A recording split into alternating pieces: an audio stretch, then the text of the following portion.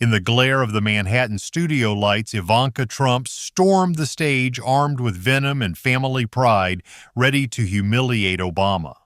With a mocking smirk, she tore into his pretty speeches, failed hope, and empty legacy, boasting that her father built towers while Obama only built words.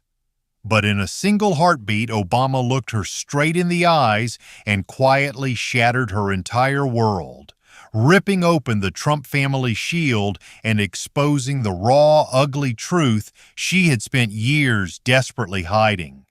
The studio lights felt hotter than usual that night. Barack Obama walked onto the stage first, waving to the audience with that familiar, easy smile, his suit fitting just right like it always did. Ivanka Trump followed a few seconds later, her heels clicking sharply across the floor. She looked polished and ready for battle, blonde hair perfect, dress sharp. As they sat down across from each other, their eyes met for a split second longer than necessary. The moderator smiled tightly and tried to keep things light. "Good evening, everyone, and welcome to this special debate on leadership in modern America," he said, nodding to both guests. "Mr. President, Ms. Trump, it's an honor to have you both here." They exchanged polite handshakes on camera and a few quick pleasantries. Obama laughed softly when the moderator joked about how he never seemed to age. Ivanka smiled back, saying her father always claimed the White House kept him fired up, not worn out. The audience chuckled, but underneath the laughs, everyone could feel it. This wasn't going to stay polite for long. Those eyes across the table said everything. The moderator leaned forward. "Let's get right into it. Leadership in modern America. What does real leadership look like today?" Ivanka didn't wait. She turned slightly toward the camera with a small, knowing smirk that didn't reach her eyes. "That's a great question. Because I've always believed leadership isn't about giving beautiful speeches or writing books after you leave office. It's about getting things done. Real action. So tell me, is leadership about talking, or is it about doing?" A low murmur rippled through the audience right away. Some people shifted in their seats. A few clapped. Others whispered. Obama sat back for a second, calm as ever, his hands resting loosely on the table. He didn't look rattled. If anything, he looked like he had been expecting this. "I think results matter," he said in that steady, measured voice people remembered so well. "But we have to ask what kind of results we're talking about, because building something that only helps a small group at the top isn't leadership. It's just taking care of your own." Ivanka jumped in before he could finish the thought. She raised her hand slightly and nodded to the control room. A big screen behind them lit up with a clip from 2008. Young Obama on stage, voice full of fire, promising change we can believe in. The crowd in the old video cheered wildly. "With all due respect," Ivanka said, her tone smooth but sharp, "people heard a lot of that hope and change talk. But 8 years later, a lot of working families were still struggling. My father didn't just promise results, he delivered them." The audience reacted louder this time, some boos mixed with applause. The energy in the room jumped. Ivanka kept going, leaning forward a bit. "Your hope didn't pay the bills, Mr. President. People needed jobs, security, real opportunities, not more words." The studio went dead quiet for a moment. Obama didn't answer right away. He just looked at her, expression calm, almost thoughtful. 8 long seconds ticked by. You could hear the hum of the lights. Cameras zoomed in tight on both faces. Ivanka held her smirk, but her fingers tapped once on the table. Then Obama leaned in slightly, his voice low and even. "Results for who, Ivanka?" Ivanka wasn't backing down. She sat up straighter, her eyes locked on Obama with that confident Trump smirk. "My father built real things," she said, voice strong and clear. "Hotels, golf courses, office buildings, thousands of jobs. He created opportunities for people, not just talked about them." She nodded toward the control room, and the big screen behind them lit up again. Photos flashed. Shiny Trump Tower, packed job fairs, Construction sites with American flags waving. Numbers popped up too. Tens of thousands of employees, billions in projects. The audience murmured. Some nodded along, impressed by the pictures.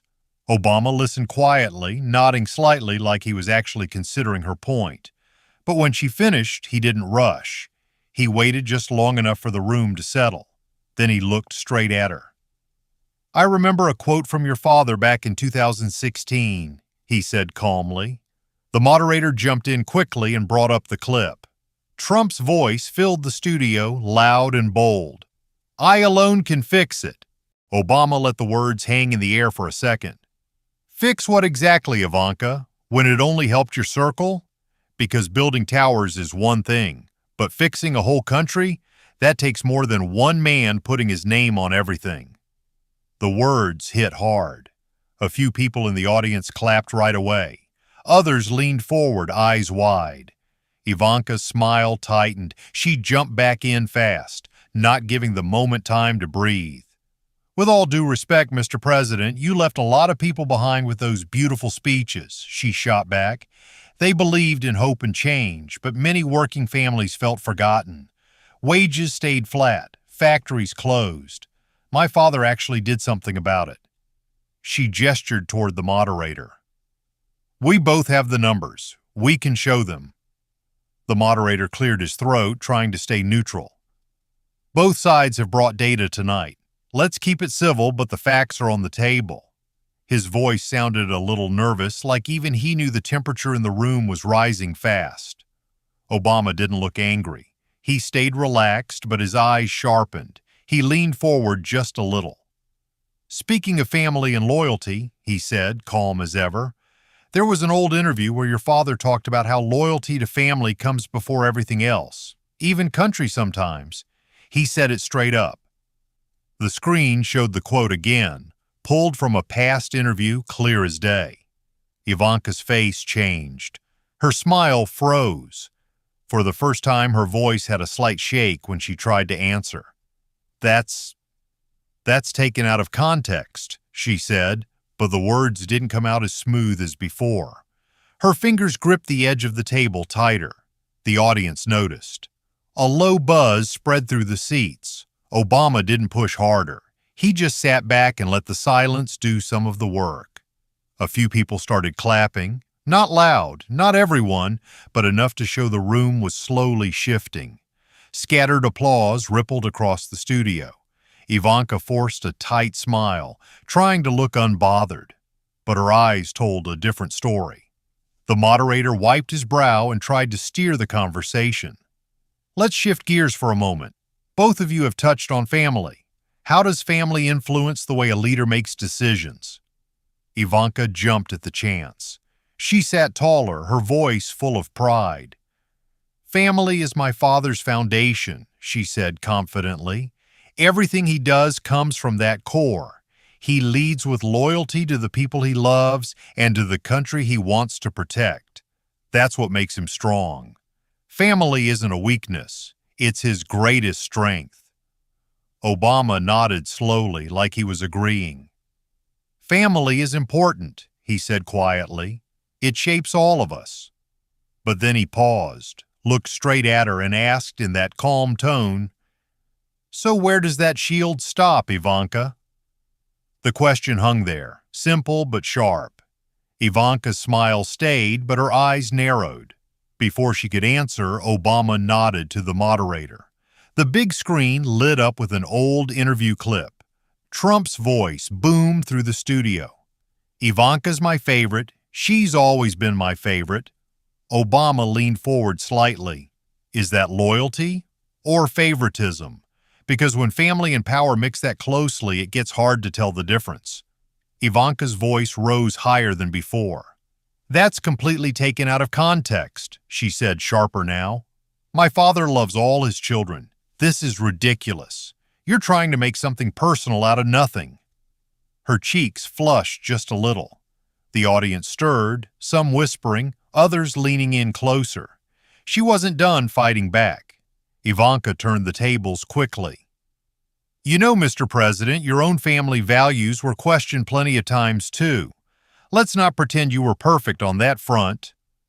Obama didn't flinch. He stayed relaxed, almost gentle. "You're right, people have questioned all of us," he said. Then he looked at the moderator again. "But let's be fair. Can we show something Ivanka said herself back in 2017? The screen changed. A clip of Ivanka appeared, younger, speaking in an interview.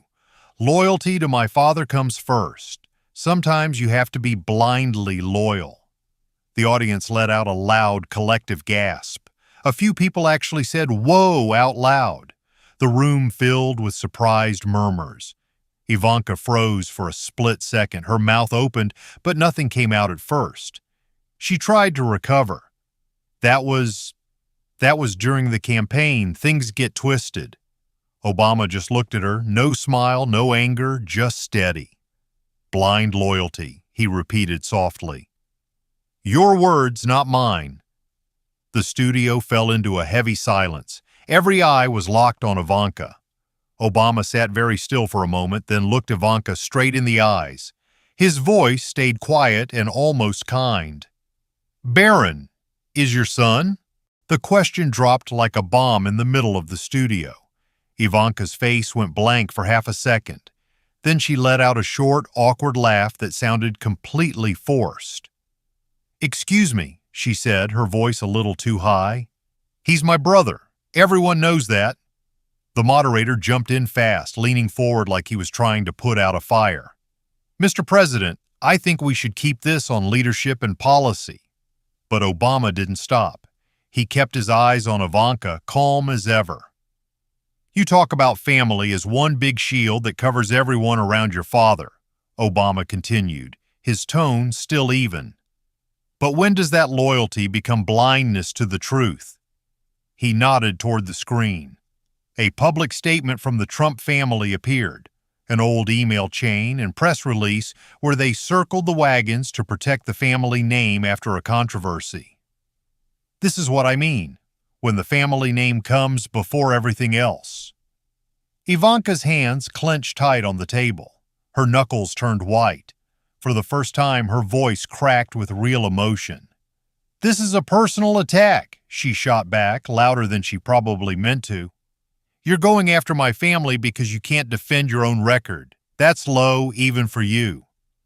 The audience reacted with a mix of gasps and whispers.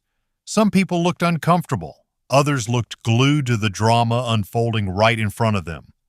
Obama didn't raise his voice. He simply shook his head slowly. "Loving someone doesn't mean protecting their mistakes from a nation," he said. "That's not loyalty anymore. That's surrender." Those words hit the room hard. The audience exploded into loud applause. Dozens of people clapped openly, some even standing up for a second. The sound rolled through the studio like thunder. Ivanka's face went pale. The color drained right out of it as she sat there, breathing faster, trying to keep her mask on. She started to push her chair back like she was about to stand up and walk off. Her body tensed, ready to leave, but at the last second she sat back down, jaw tight, eyes burning. Ivanka had enough. She slammed her hand lightly on the table and pointed at the screen. "Let's talk about your record then," she said, voice rising. "Remember this?" The big screen lit up with the famous 2012 clip, Obama saying, "If you've got a business, you didn't build that." She turned back to him with fire in her eyes. "That's exactly why so many people felt left behind during your time. You talked down to hardworking Americans. My father lifted them up." The audience split instantly. Some clapped for her, others groaned. The energy in the room crackled like electricity. Obama waited until the noise died down, then nodded to the moderator. "Can we show the actual job numbers from both administrations?" The screen changed to clear charts. Blue bars for Obama's 8 years showed steady job growth, over 11 million private sector jobs added after the recession. Red bars for Trump's term showed strong pre-COVID growth, but also the massive pandemic crash. Obama looked straight at Ivanka. Action or illusion of action, because the numbers don't lie. We brought the country back from the worst crisis since the Great Depression. Steady, real progress, not just flashy promises." Ivanka's eyes started to glisten. She blinked hard, trying to hold it together, but her lower lip trembled just a little. The cameras caught every detail. Suddenly, a man in the audience shouted, "Answer him!" The whole room turned toward the voice. The moderator immediately raised his hand. "Order, please. One more outburst and we'll have to clear the room. This is a civil debate." But the damage was done. The pressure on Ivanka was now crushing. Obama leaned forward, his voice still calm but cutting deeper. "I remember a family interview you did back in 2017, Ivanka. You sat there with your father and brothers and defended things you knew were wrong for the country. You said loyalty meant standing by him no matter what came out. You defended the indefensible because it was family, not country. Family." The revelation hit like a slap. The audience erupted. Loud gasps, murmurs, and a wave of applause mixed with shock. Ivanka's face went red, then pale again. Her eyes were red-rimmed now, fighting back tears she refused to let fall. She gripped the table so hard her nails dug into the wood. "That's not true," she started, but her voice broke halfway through. "You're twisting everything. This is a witch hunt, not a debate." She suddenly pushed her chair back and stood up halfway like she was done. Her body shook with anger and humiliation. The entire studio held its breath. Obama stayed seated, completely still, looking up at her with that unshakable calm. "If you walk now, Ivanka," he said quietly, "the silence will speak louder than any exit." The words stopped her cold. She stood there frozen for 2 long seconds, breathing hard. Then slowly she sat back down. Her hands were trembling as she tried to straighten her papers. When she finally spoke again, her voice came out shaky and weak. I have nothing more to say to this." The tension in the room was unbearable. The studio fell into the longest silence of the entire night. 25 full seconds. No one spoke.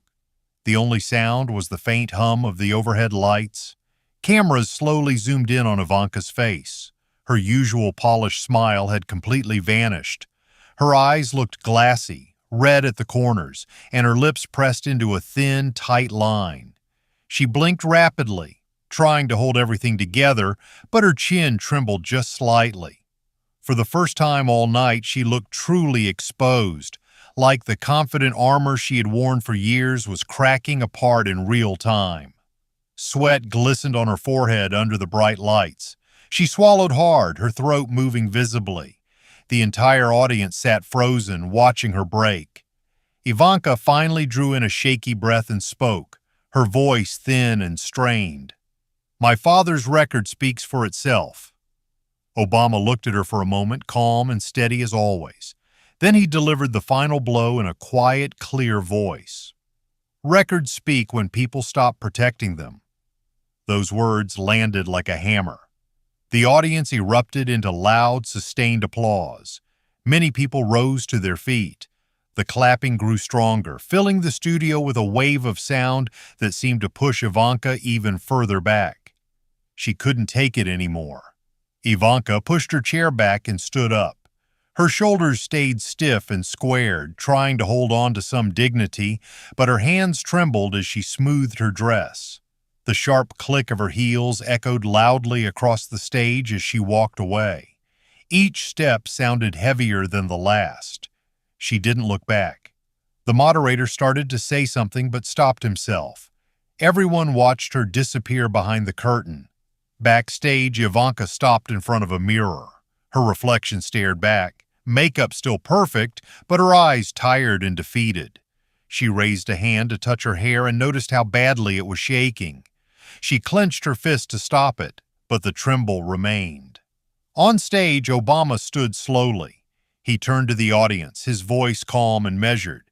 "At the end of the day, it's not about loyalty to one man or one family. It's about truth over loyalty. Always." The crowd rose again, giving him a standing ovation. The applause thundered through the studio, loud and respectful. Obama gave a small nod, shook the moderator's hand, and walked off the stage. As he passed through the same curtain, the echo of his earlier question still seemed to hang in the air. "Barron, is your son?" It wouldn't fade anytime soon. The cameras kept rolling, capturing the empty chairs and the buzzing crowd. In the end, real power was never loud. It was the quiet voice that refused to flinch, the steady calm that exposed everything without raising a fist. And that night, everyone in the room felt it.